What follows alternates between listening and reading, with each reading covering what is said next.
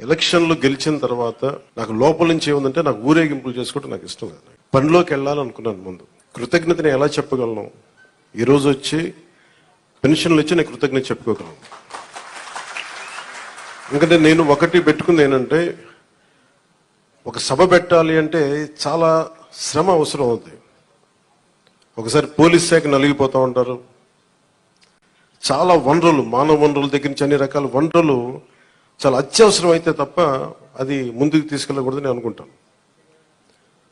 So ముందుగా నేను ఒక భారీ సభ పెట్టో లేదంటే ఊరేగింపులు చేసుకొని ఇవన్నీ చేయడానికి ఇబ్బంది ఏం లేదు.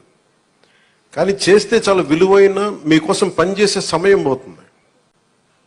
పైగా నేను తీసుకున్నవి చాలా కీలకమైన శాఖలు. పంచాయతీరాజ్ శాఖ, అటవీ పర్యావరణ శాఖ, దాంతోపాటు పొల్యూషన్ ఉంటుంది, పొల్యూషన్ శాఖ,